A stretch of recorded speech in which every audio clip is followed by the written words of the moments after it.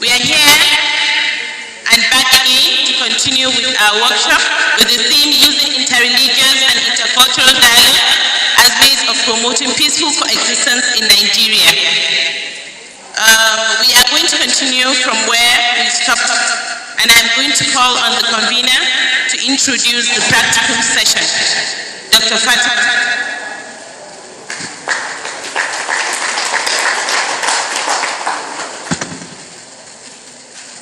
Assalamu alaikum wa rahmatullah wa barakatuh.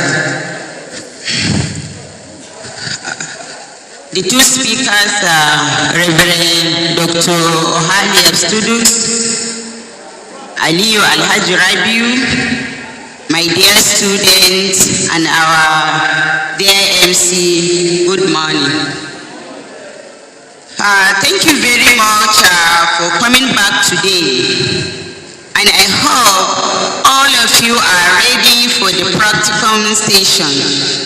From what we learned yesterday, if you could remember, we said we are going to put it into practice today. So inshallah, without wasting so much of our time, we are going to start the practical session right away.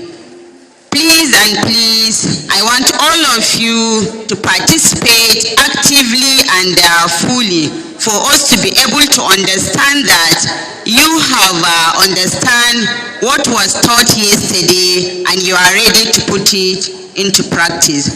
So thank you very much for coming and thank you for your cooperation. So straight away, please, I want you to divide yourselves into CRST students and IRST students. Take one side, please. Sayyidina Muhammad sallallahu alayhi wa sallam wa ba'd. My respected elders on the elevated platform, my dear participants, the media team and everyone else, ladies and gentlemen, may the peace, mercy and the blessings of God be upon all of us. It has been an enjoyable session where we practicalize what we learned based on experiences and based on the knowledge shared here. This very session is going to be also what we call dialogue in action. Dialogue in action. For the beginning, I want to ask from the Christian and Muslim participants, please, who has ever participated in any dialogue session? Will be interested in that. Anyone? Please. Any dialogue that you face one another and discuss on issues, either religious, communal, even business dialogue. Who has ever done that? None? No, it's not possible. Who has done that? I know there are.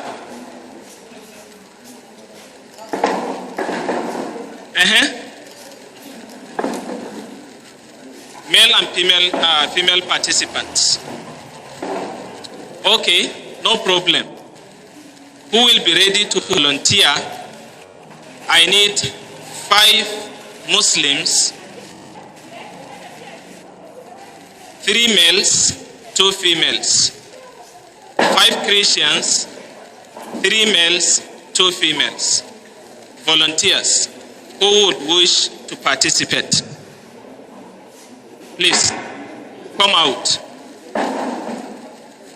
Volunteers. Okay, mashallah. Come. Just come out as you. Aha. Thank you so much. 5. 2 Muslim females, 2 Muslim Christian females also. 3 males from Christians and Muslims.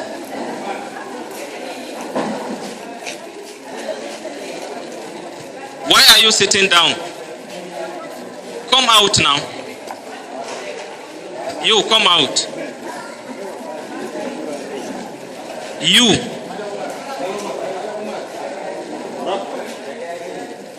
Mala Usman, we need others at that side. Yes, other chairs. Just put others at that side. Just put others at Chang. Don't mind the number, just put them. Okay?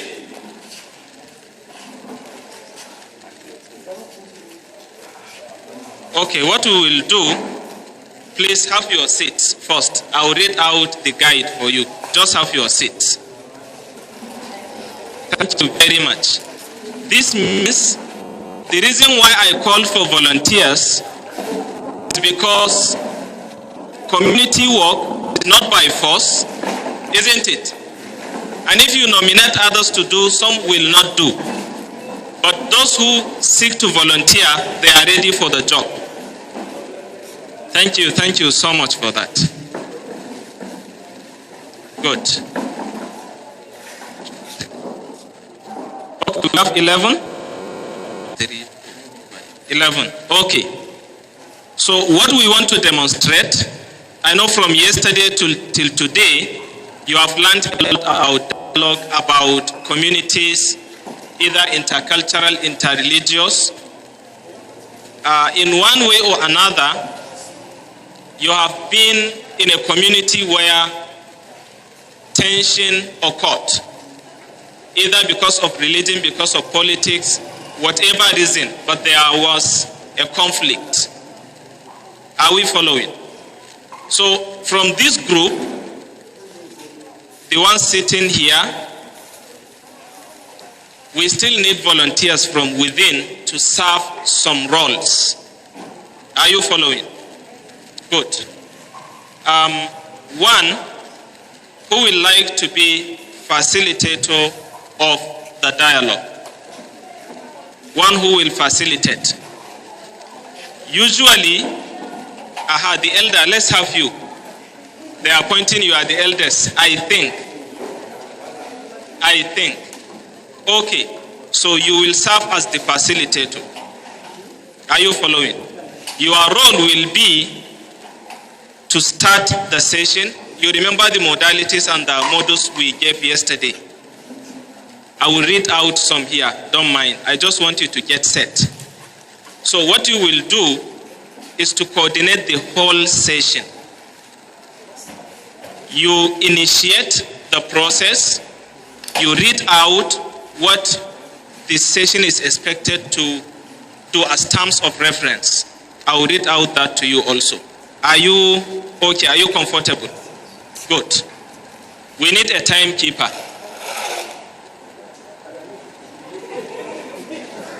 Okay, you want to do a timekeeping? Do you all agree? Okay, we have you, timekeeper. He is the one. Number 3, we need rapporteur, not taker. Who will serve? Not taker, someone who will take note of what is happening.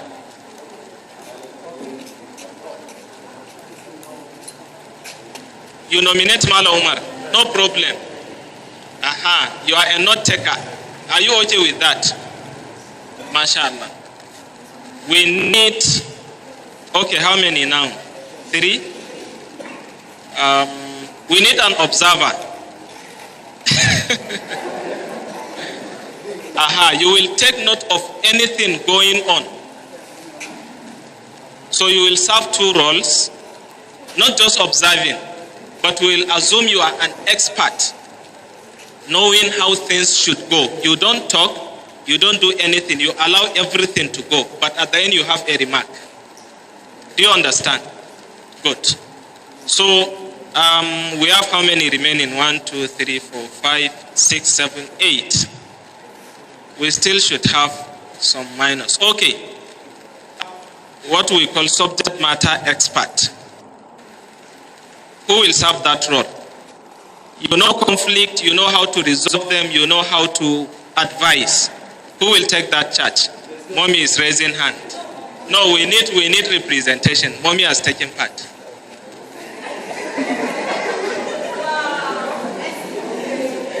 Are we following? Okay. So please, the facilitator, come this way. You have a view of all of them. You are looking at everybody. Sit here. Hadia, move this side. Let's decongest this side to have a balance. You can remain where you are. Okay, someone should move, but you remain there, Hadia. Someone should go there.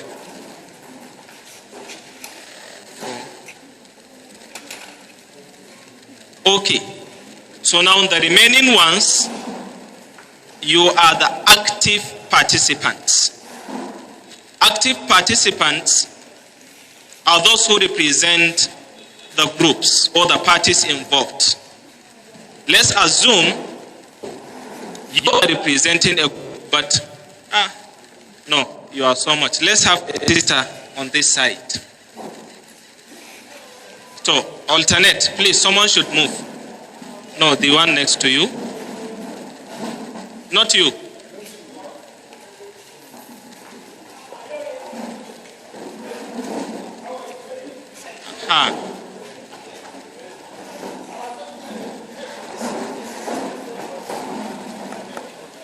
Good. So if you observe, we have two parts, isn't it? The other side and this side, they are the active participants. How many are you? Let's see your hands. 1, 2, 3. So all of you are participating, but we are assuming there are some roles to be taken care of by some of them, isn't it? But the facilitator, you know, facilitation is not interfering, isn't it? You take note of what is happening, you moderate the session. So let me read out as you are now very calm and everyone knows his and her role. Are we all together? Good.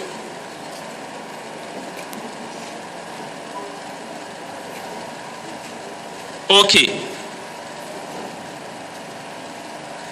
I want this community, we want to have this as a community where there has been a history of interreligious and intercultural conflict for over 10 years.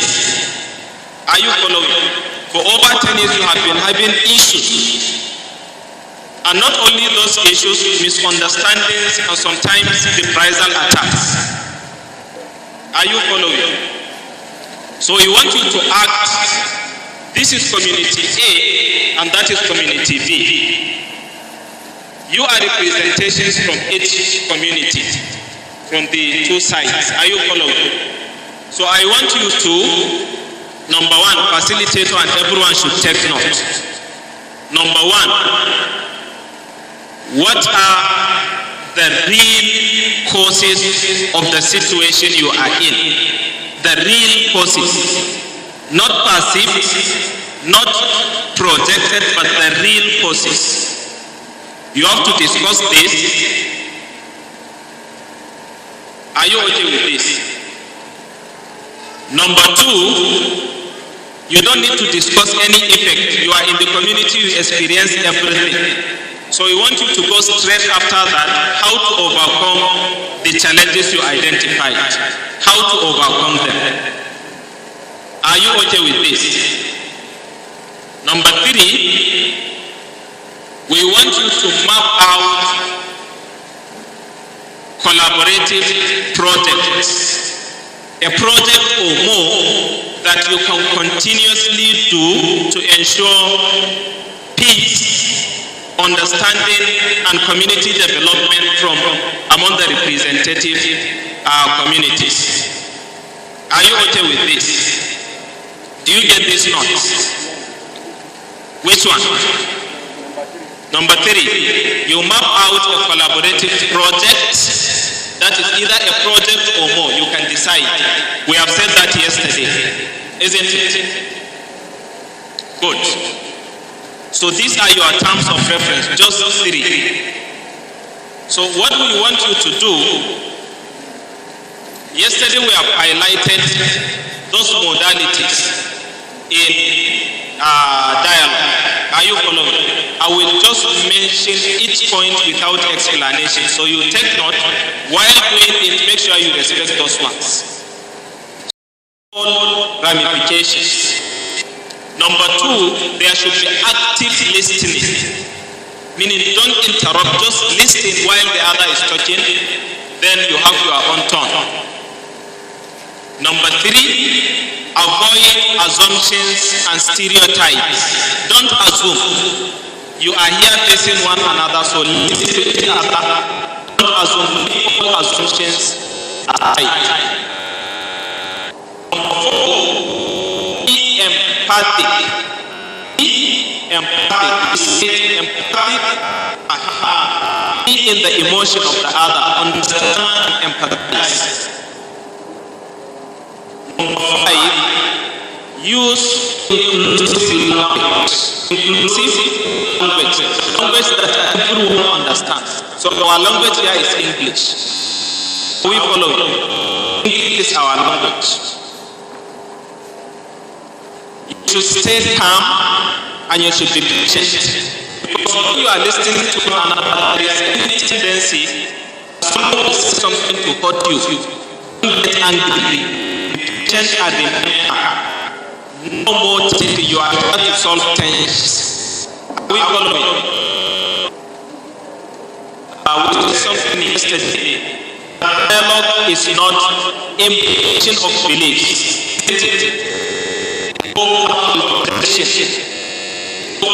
Be as neutral as you are. Try to cross lines. Don't see you to combat. We follow. Find common grounds. What are things that you all share as community members, as religious followers, whatever? Make sure you maintain that. And you should try as much as possible to promote tolerance and peace. Tolerance and peace. Do the concept. We are motivated to go ahead. So, the participants and the people here,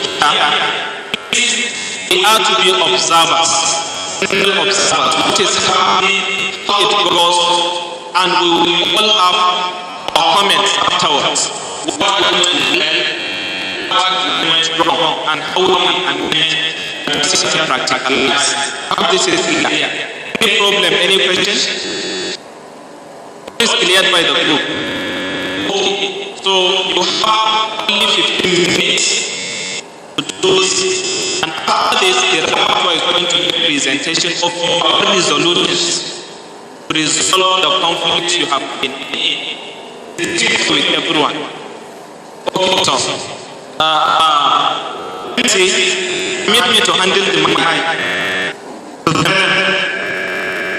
Okay, start.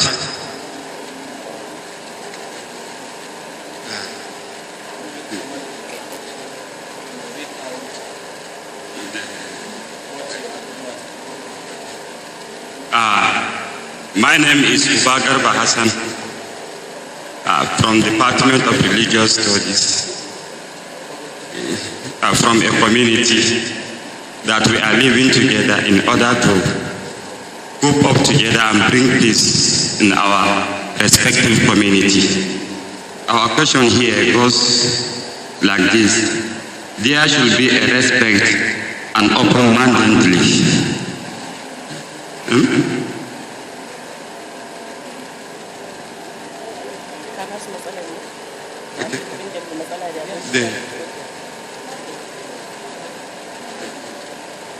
The topic.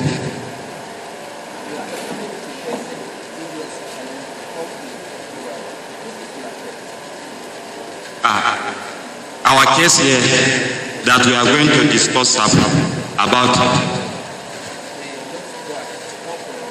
we are in community that facing a lot of challenges that we want to bring about the end of these challenges as we are facing in this community. So what are we going to do in order to to come to the end of these challenges that we are facing in this community.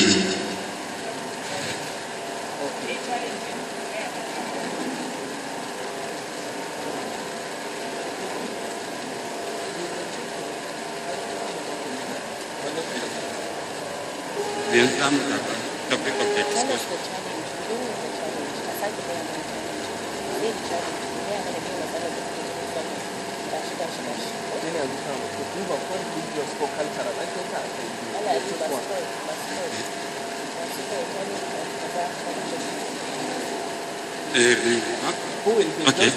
Okay.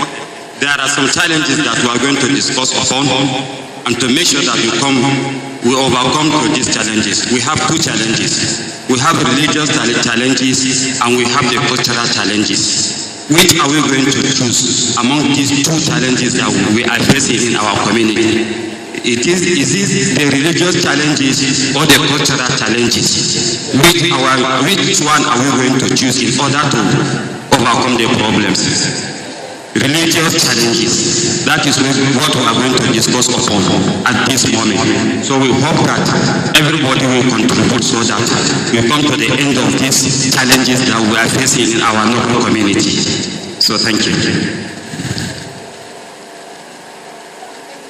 Okay. What are the causes?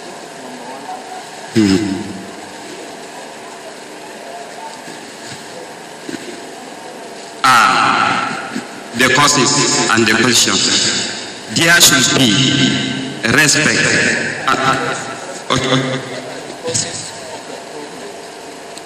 Okay. What are the causes of the problems?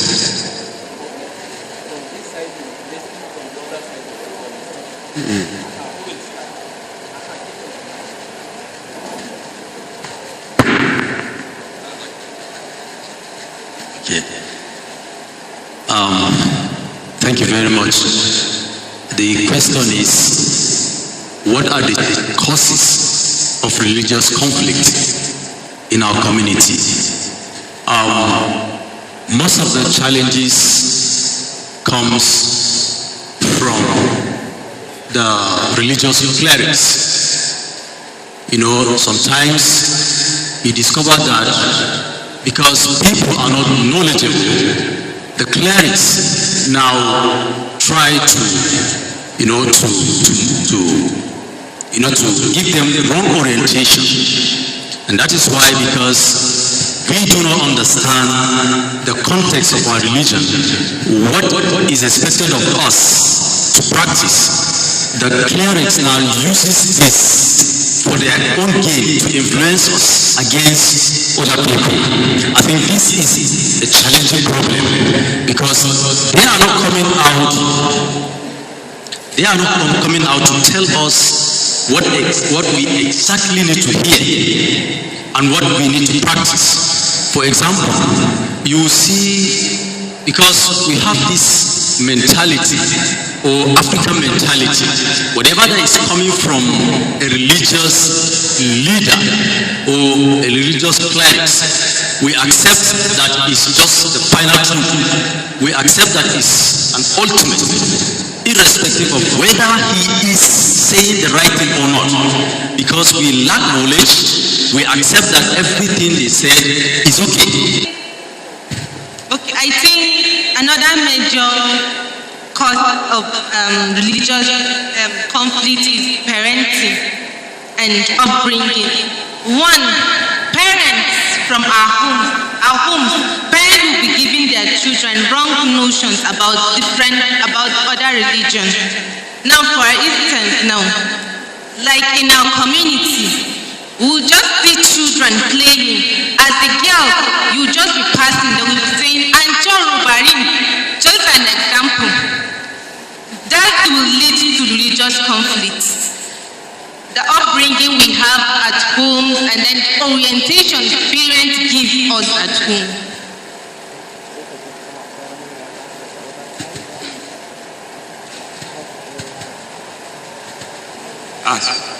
Is there anybody that is going to contribute from the other side?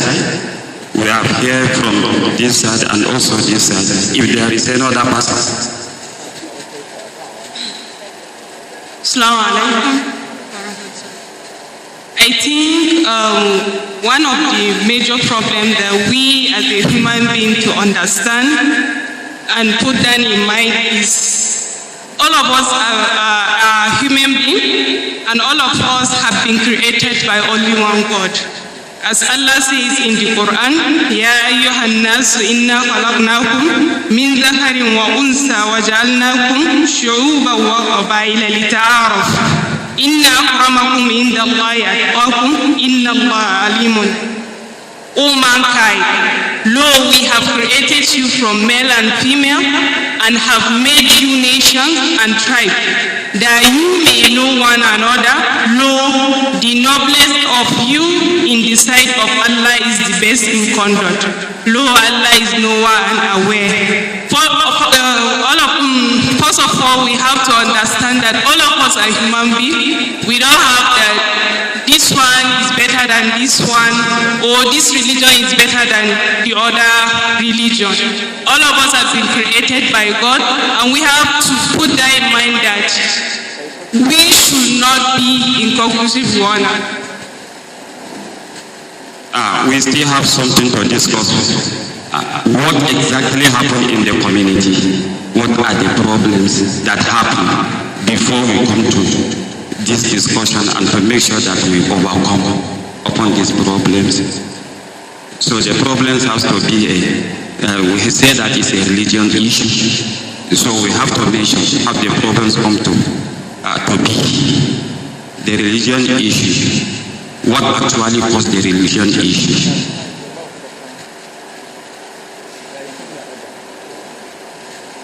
Okay, so good afternoon, everyone. I want to start by appreciating the head of this community for calling us together for this dialogue. It is not a rumor, it is no longer news that we've been experiencing a whole lot of challenges in this community. I want us to know that we've been called upon to discuss issues that will help us resolve the issues, the matters of this community. Now, you all know that majorly in this community, there are only two faiths, two set of people that are living within this community. We have the Christians and the Muslims. All of us here, you are either a Christian or a Muslim. And I want us to know that if you study the history of this community, you will see how that there has been peace for some time. We've been experiencing peace for decades. But all of a sudden now we're experiencing challenges. And I want to say that the root cause of it is political. We've been living in peace until we began to engage in politics. And I want to say that our politicians have not done us well. Yes. Our politicians are either Christians or Muslims. And we all know these people. We've been living together with them. But now all of a sudden that they are interested in one political office or the other, they are trying to divide us. They are trying to divide us so that they can rule over us. And of course, you know, at the national, the state assembly, whenever they are going to share anything, the national cake, they don't choose, they are not selective. Now, they are not selective. Each of them is given the same portion, the same thing. So I want to tell us that we will need to be very careful, because it is only when it is time for campaign and everything, they come together. A Muslim comes to, where the Muslims are living and tell them that, okay, I'm a Muslim, vote for me because I'm a Muslim. So also the Christian politicians, that is what they do to us. And when they get to the top, they forget about us, and after 4 years, they come back. How are we going to overcome this problem? And do we all agree that it is a problem within our community that actually causes from politics to religion? Do we all agree? Do we all agree? It's a big problem. So, do you have anybody to say anything to this side? Okay. We don't have enough time to say something. And this. Assalamu alaikum. I think one of the solutions is to set out differences. you as a Muslim, you should always be in conjunction with the other side of the religion. Don't say that, for example, in terms of business, I'm not going to buy anything that is from the Christian religion, or at workplaces, no, I'm not going to talk with this one because he's a Christian or he's a Muslim. Always you have to seek help from both religions, not thinking of, no, this one is not this one is not from my religion, I will not ask help from him. Or I'm not going to buy this from this one because he's a Muslim or he's a Christian. We should set out differences so that we promote unity and peace.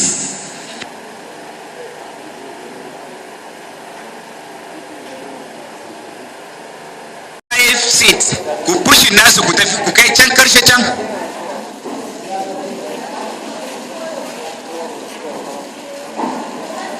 The same thing with this side too.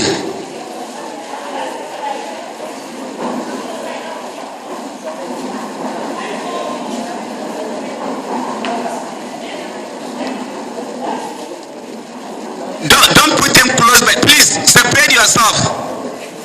Both should sit at the extreme end. Extreme end. Now, at that side, let's have Christians sit there. 20 Christians should sit there. Then this side, where my sisters are seated here, 20 Christians should sit here. Then 20 Muslims should sit here. Then 20 Muslims should go to that end there. So that there will be Muslim there, there will be Christian at the left. Oh, no. Let's not have it that way. Christians 20 that end, Christian 20 that end, Muslim 20 here, Muslim 20 here. I don't want Muslim to hear what Christians are saying. I don't want Christians to hear what Muslims are saying. Let's make it that way. Yeah. Muslim here, 20-20. Christians there, 20-20. Quickly.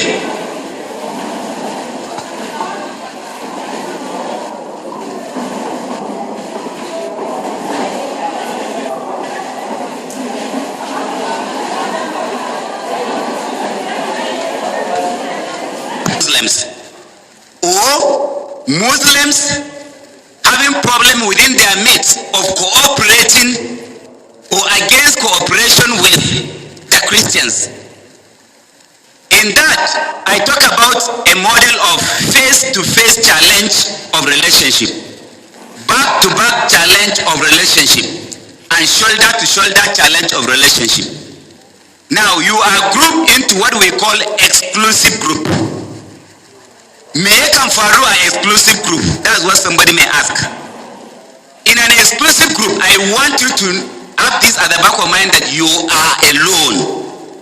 I want you to exercise the practice of being alone.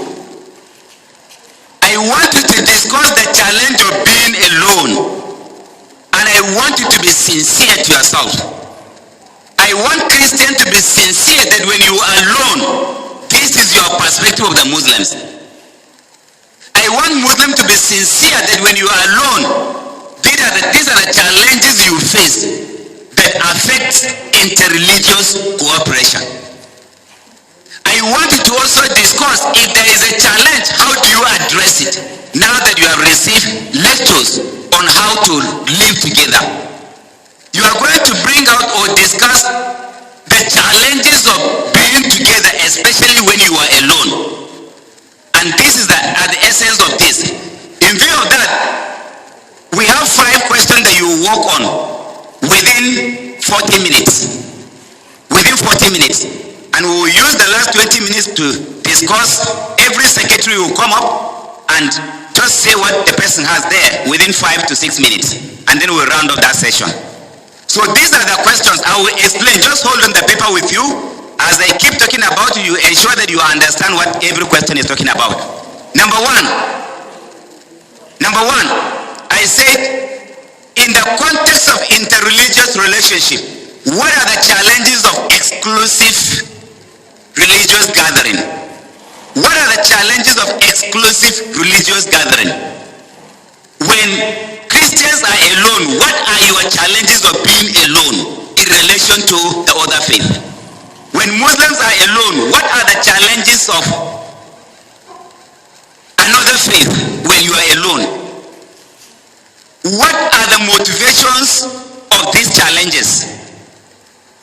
How can these challenges be addressed based on the lectures we received yesterday? What are the motivations to these challenges? How can these challenges be addressed according to the lectures you received yesterday?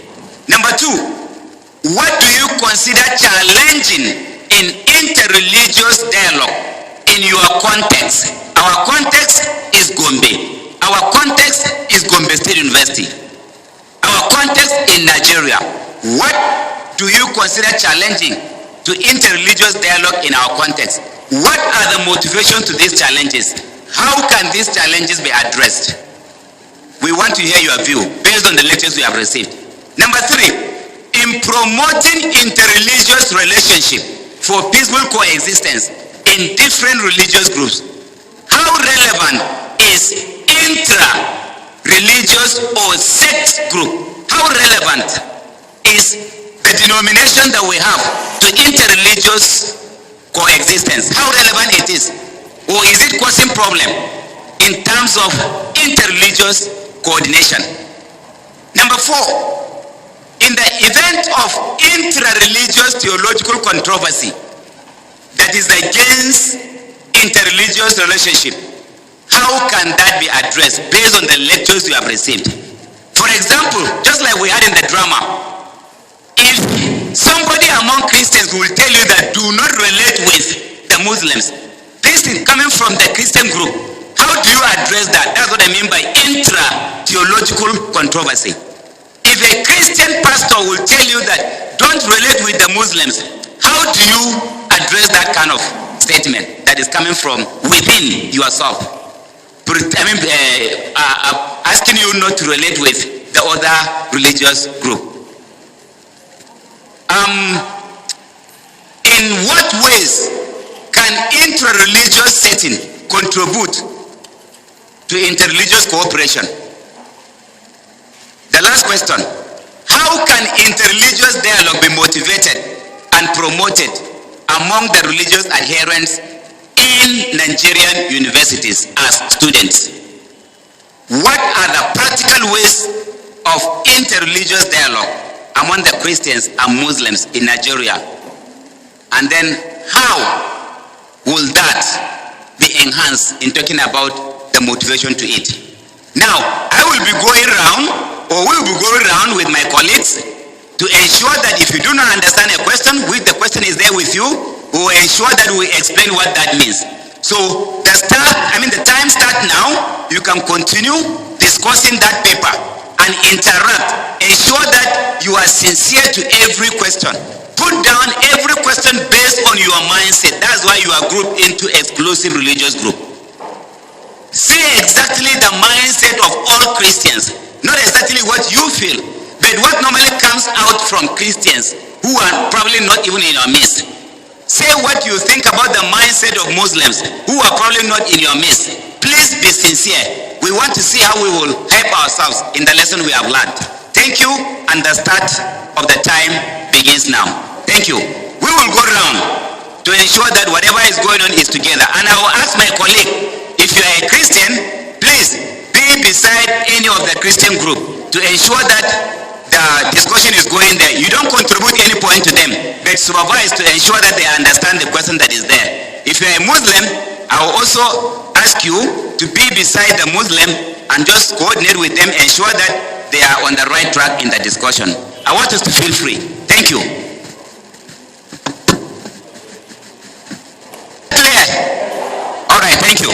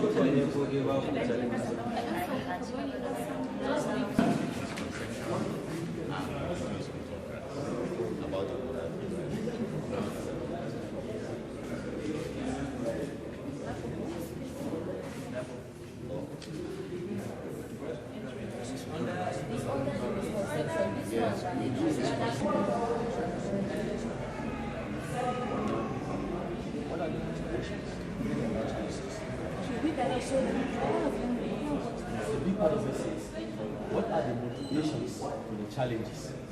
Now, we're talking about what motivates us to say all these things that we're saying.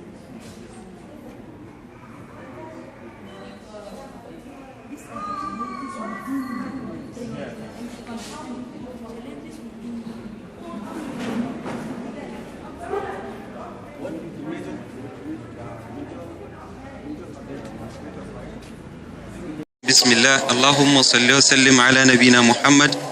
Assalamu alaikum wa rahmatullah. My name is Abubakar Adamu from Religious Department, studying Islamic Religious Studies.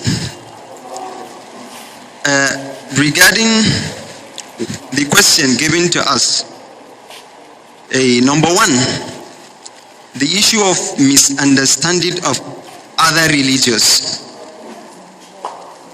As one of the question says, in the context of interreligious relationship, what are the challenges of exclusive religious gathering? And what are the motivations for the challenges? How can the challenges be addressed? What we were able to discuss with my other group members as follows. Number one, lack of tolerance. There is this lack of tolerance among the various members of each religious group. And secondly, absence of help and aid from other people to help us understand what we're supposed to do regarding interreligious dialogue. Number two, we have ignorance. Most of the members, followers of these two groups, most of the members, I say most of them, are ignorant of what they're supposed to do regarding this religious dialogue. And then lack of interaction. We lack interaction, for instance, even between the Christian students and the Muslim students. Even in our class settings, in the courses we used to share together with them, you see Muslim sitting at this side and the Christian usually go to the other side. It's like we are reluctant to interact with each other. Then another issue is selfishness. Some of us, the followers,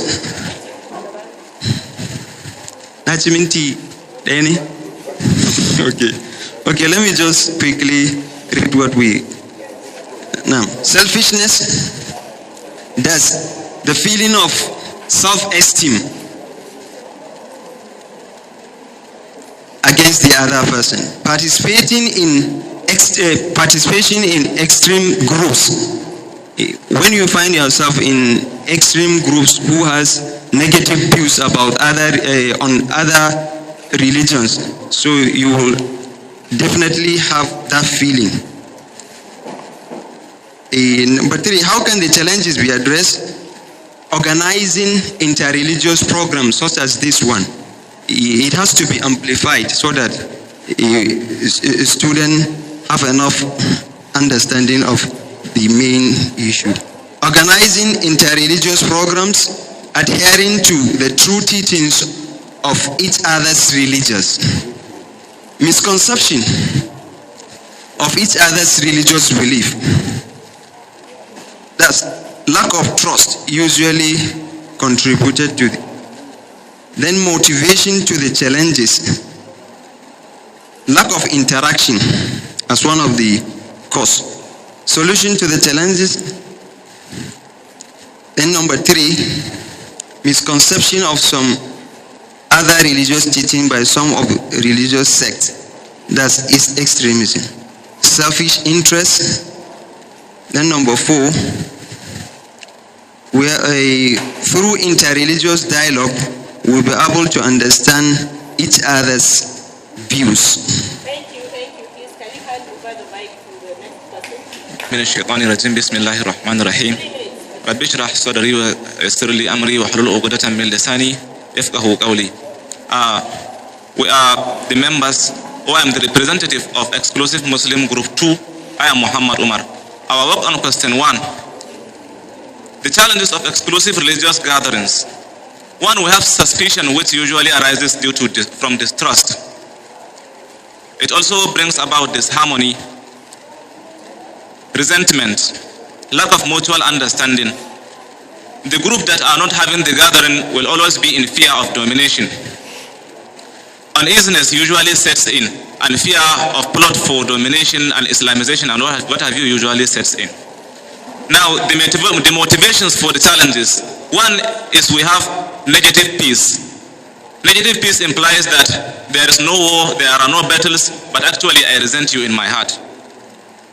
Discrimination, injustice, lack of understanding, lack of thinking about of others, bigotry, whereby I will feel that my religion and my culture is superior and anything apart from it is very bad and I must fight it. Misconceptions, incitement from scholars who do not fear their Lord, and stereotypes, that is the issue of generalization and something like that. Now on how to address it, we have identified these items. 1, proper religious education. Scholars will have to double their efforts in this direction. Number 2, orientation on the religion of others. We have to know a little about the religion of others so that we will be tolerant. Cultural and religious relativism. We have to work on that. I have to feel that yes, my culture is good, but the culture of that guy is also good. My religion is good, but the religion of that guy is also good. And the 3rd one is organizing interfaith and intercultural dialogues and workshops like this one. Our work on question 2 is on the challenges to interreligious dialogue. We have identified these items as the challenges. 1 is bigotry, whereby I will feel that anything apart from mine is bad.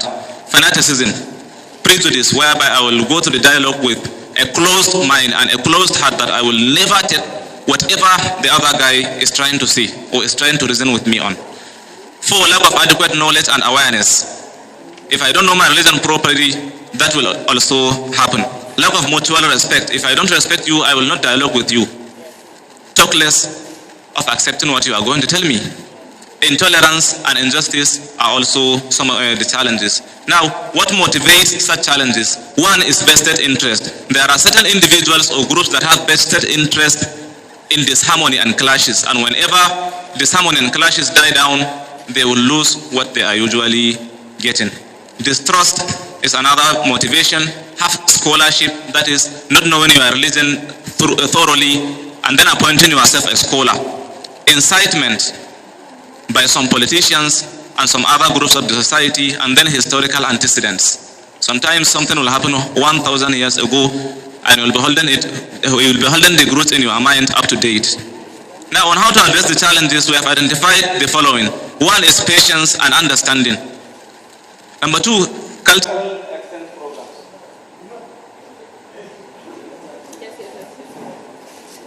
Whatever the outcome is, one faction will accept it and the other will reject it. Now I work on question 4 on how to address that issue. We have government intervention. The government must have to intervene. And nobody has the power to change it biyadihi except the government. And religious leaders should fear Allah and teach their followers the true faith. Now on how interreligious groups will contribute is that they have different ideas and they can share that ideas. They can preach harmony and mutual understanding. Thank you very much. Can you hand over the exclusive Christian group 1. The first question centers on the challenges of exclusive religious group. Now, from the Christian perspective, now, oftentimes when Christians are alone, they tend to, they see Muslims, most Christians attribute terrorism to Islam. Now, they just believe that Islam or the Muslims do not have love for them, or they are biased toward them. Oftentimes, Christians believe that so long as they do not belong to our religious group, they are not together with us, and we are not one. And for most Christians, looking at, for instance, the recent happening, the idea of Muslim ticket and other things they see in the society, they just believe that Muslims only love themselves, they don't have love for us, and because of that we have nothing to do with them. And even from the idea of John 14 verse 16, that says, the speakings of our Lord Jesus Christ, I am the way, the truth, and the life. No one can come to the Father except through me. So Christians believe that if you're a non-Christian, you are not saved, you do not have eternal life, you will not partake the blessings in paradise. And talking about the motivations of these challenges, now first of all, it has to do with our daily experience, and then ignorance, misinterpretation, misconception, and assumption, and then bias, personal bias. Now, talking about personal bias, a man is naturally biased. Yes, man is, be it from the religious standpoint of view or from culture. Okay, for instance, a Yoruba man thinks the Yoruba culture, the Yoruba tradition is the best ever. Now, a Christian believes, okay, the teachings of Christians are true and any other teaching is false. Most of the times that is the view of many Christians. And then ignorance. Many Christians do not understand the teachings of the Quran, the Hadith, the Sunnah, and other teachings. So people, because of ignorance, people tend to say one or two things they do not understand or they do not have basis for. Now then the second, how to address these issues. Now, number one, dialogue. Number two, ask questions. Number three, one-on-one meeting. And then establish relationship with people from the other faith. When we ask questions, we tend to know, when we ask questions, we know the things we do not know prior to the moment we ask those questions. And when we take a deliberate step in, establishing a relationship with people not belonging to our faith, we tend to know, okay, this is why these people do the things they do, and yes, and then we know their beliefs. I'm talking about one-on-one meeting.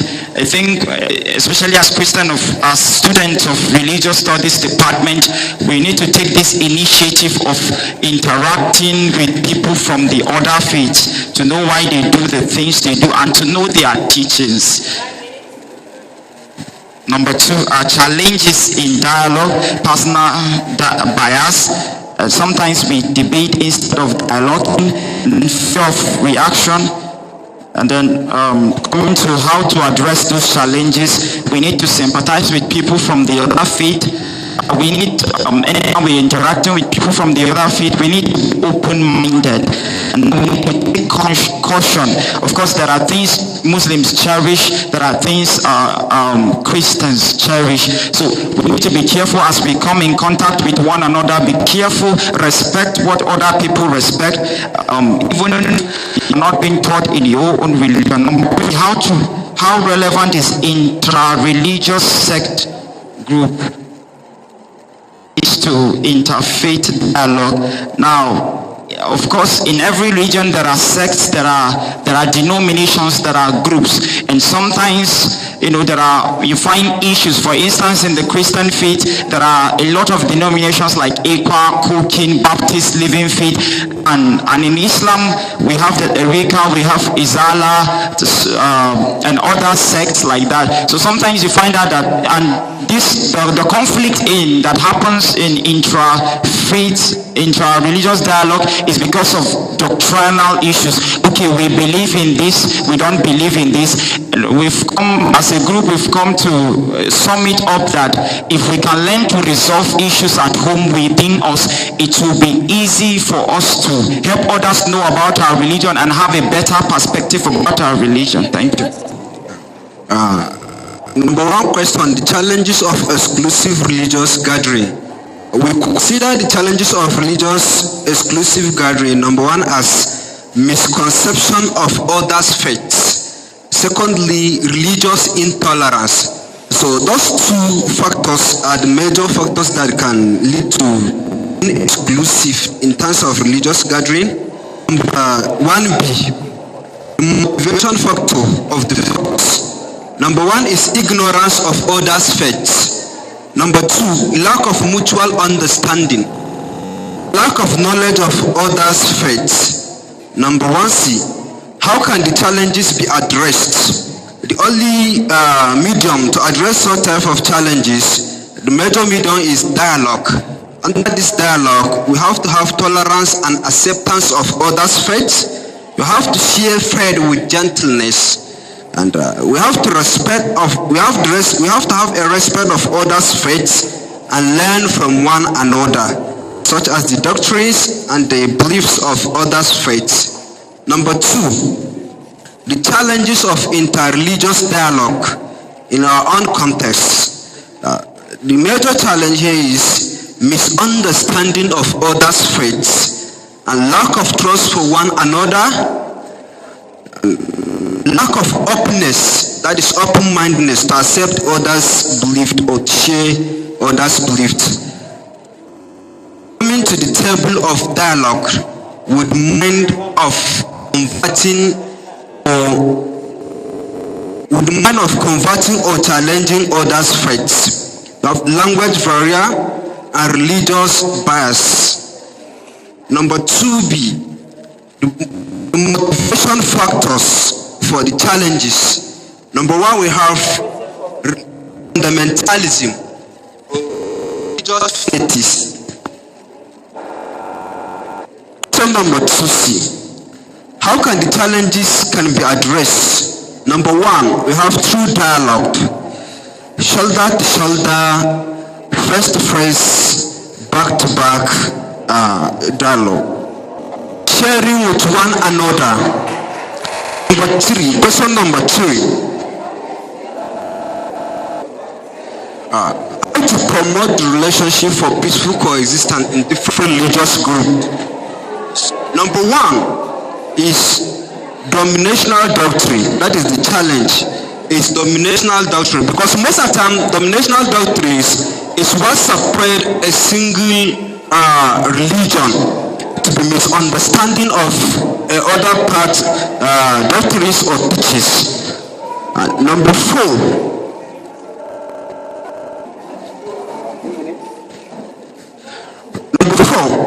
by creating religious awareness and seminars such as that one that we are participating in. So number 5. Question number 5A. How can interreligious dialogue can be motivated and promoted among the religious adherents? Nigerian universities. Number 1, by organizing seminars and workshops on religious dialogue, e.g., as I said, like that of this one that we are undergoing now. And living together, having a mutual understanding, and respecting others' beliefs and faiths.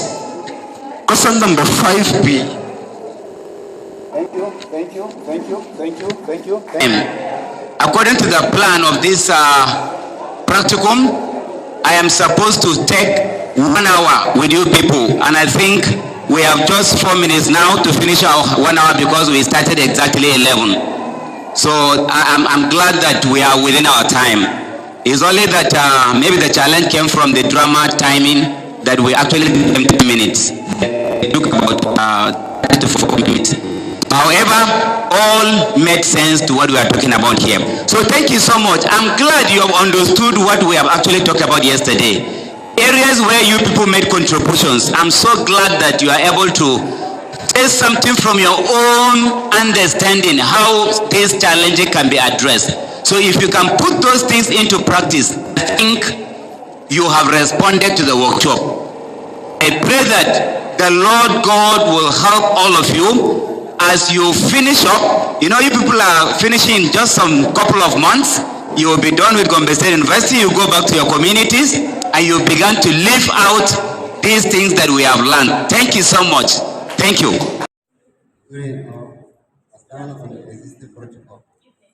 I'm by Philip Remo from Just Department CRS. I really want to thank you for giving me the opportunity to stand here. We have been discussing yesterday about interreligious dialogue and how we can how peace will exist between this.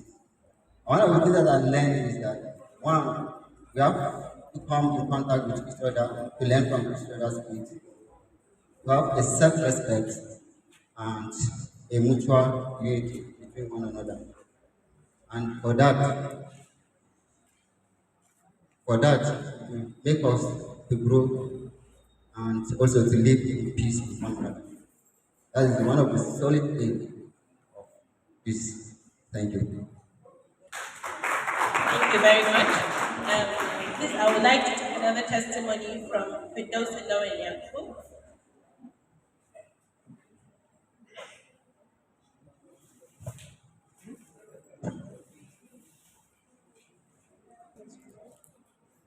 As we all witness about the lectures that we have, that our respected lecturers that discuss on interreligious and intercultural dialogue, which focuses on creating peaceful coexistence among the two religions. From what I've learned yesterday, this is promoting understanding and respect for each other's belief, as well as fostering dialogue on issues of mutual concern. Number two, we have to improve relationships between Muslim and Christian in workplaces, community, and universities. Number three, we have to address the issue of interaction between our fellow students and to understand and tolerate each other. Thank you very much. After once again, after participating in this workshop, I have the following as key takeaways. One is that diversity is inevitable. We must differ because we live in a pluralistic society. Two, tolerance is key. We should avoid centrism and considering that only ours is good, insularity and bigotry.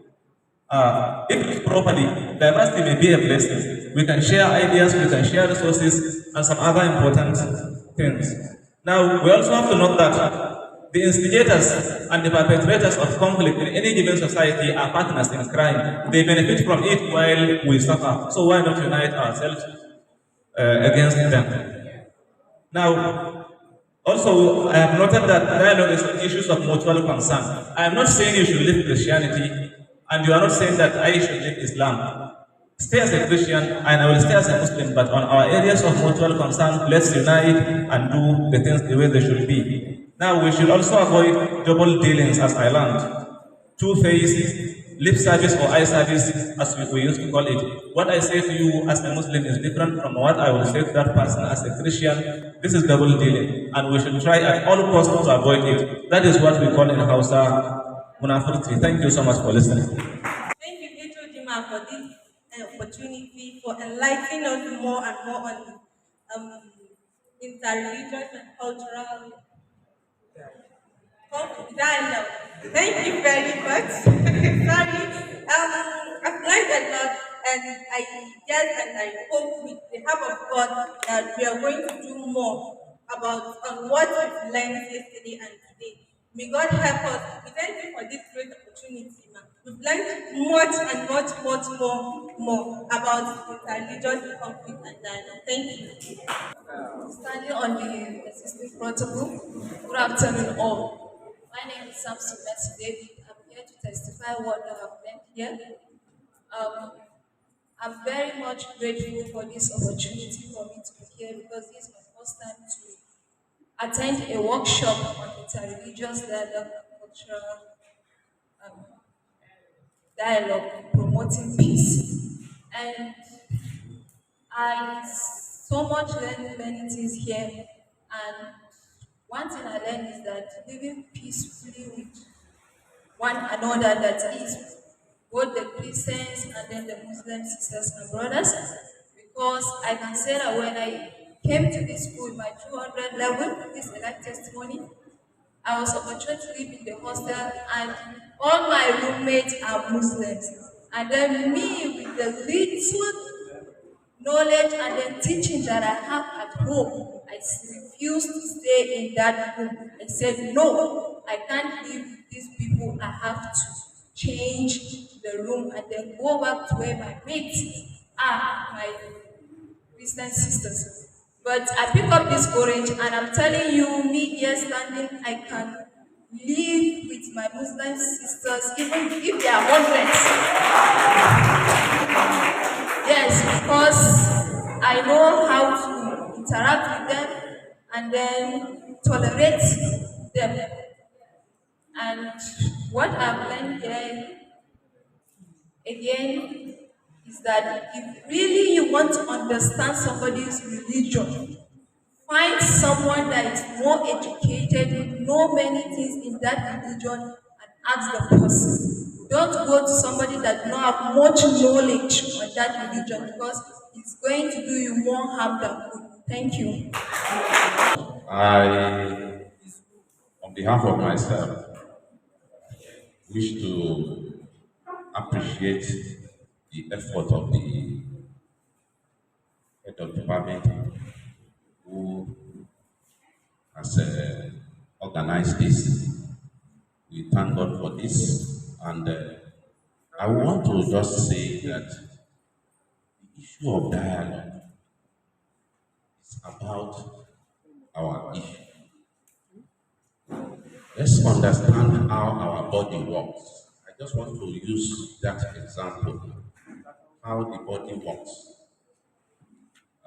The mouth, for example, our teeth and our tongue, the dialogue every day, in order to make sure that our speech is coherent, in order to make sure that when we put our food in the mouth, it gets into the stomach without any problem. So the dialogue starts from that particular point. And I want us to also see dialogue in this perspective that if there is a problem with us in our body, we usually patronize the hospital so as to resolve the problem. And in the hospital, they give us drugs to use. So I want you to know that dialogue is the drug that the world needs now. And as much as possible, because I've made use of our body, our body system as an example, we should not do anything that will cause problem for our system, this body that we are carrying. You know, if you eat anything that can cause bowel problem for you, you'll be going to the toilet every time. So just as you cannot eat anything that will cause problem for your body, let everybody imbibe the culture of peace and dialogue so that the society we live in will be that of peace. Just as you cannot do anything against your body that will make you suffer, let everybody take this hope that he or she will not do anything that will cause problem for the society. May God help us as we have listened to all this, and may we be the evangelists that will be telling others about this. Let's not let it die here, but let us move with it. Let us reach others. Let us engage the rules of dialogue so that we can have others to our fold. It has to be a continuum. It has to grow. This thing, this fire that is set today, let it not die. Create the culture of listening to others, the culture of sitting with others, create the culture of respecting others and their views and their religions. Even if somebody has put a stone at a particular corner and says, "This is what I am worshiping," do not unnecessarily talk against it. Understand him and let him understand you. That is the way to heal this world that is fragile now. So now you are the ones that can actually tell others about it. Now I see you as as somebody who carries peace all about. Let others know about this peace.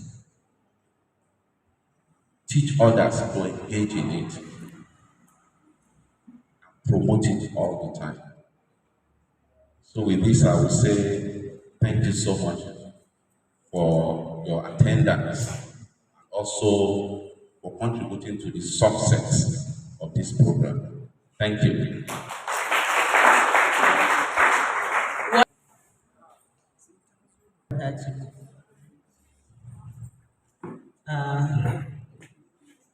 Our senior colleague, Professor Ogurinade Adewale, my colleagues from the Department of Religious Studies, my dear students, thank you very much for making this workshop a success. I am very much optimistic that some of you have a different feeling before starting this workshop, and if you will be open and be sincere to yourself, you have already have a changed mind and a changed direction. Because even me sitting here, I have learned a lot from our facilitators. And I hope all of us will put what we've learned into practice and promote peaceful coexistence among ourselves. We all know how priceless is peace. Peace is very vital as far as human beings are concerned. So please, let's be ambassadors of peace and let's be sincere to all what we learn and put it into practice, utilize it and carry it out. Don't only leave it within yourselves. Give others this knowledge you learn. And we all know this is not the end of the workshop. Tomorrow is going to be another experience for all of us. We are going to visit religious places. We will visit the famous mosques in Gombe, that's the Central Mosque, and we are also going to visit a famous church in Gombe. I'm sure some of us have never visited a church in their lives, that's, I'm talking of the Muslims, and also the Christians. I'm very much sure that some of you have not been to a mosque. So this is going to be a very good opportunity for all of us. So please, let's come out in good time and let's utilize this opportunity. Thank you very much once again for making this program a success, and I wish every one of us success and also safe journey back to our own destinations. Why are you shouting? Is it because I am not an ordained pastor. I'm a royal priest. All right, let's pray. In Jesus' name. Gracious God, we thank you for a day like this.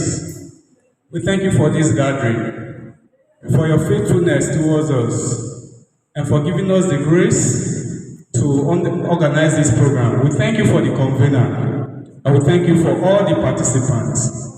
We say that you should help each and every one of us to internalize all that we have learned in the course of the program, and give us the grace and the enablement to apply it in our daily lives. This is our prayer through Christ our Lord.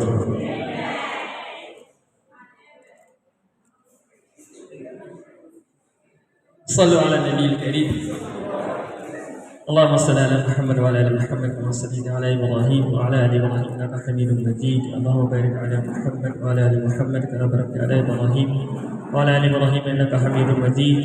لا اله الا انت هنان يا منان يا بديع السماوات والعرش يا ذا الجلال والاكرام. انا نسالك الجنه ونعوذ بك من النار. اللهم اجعل جمعنا هذا جمعا مرحوما وتفرقنا بعده تفرقا معصوما ولا تجعل فينا ولا معنا شقيا ولا محروما. فسبحانك اللهم وبحمدك نشهد ان لا اله الا انت نستغفرك ونتوب اليك واخر دعوانا الحمد لله رب العالمين.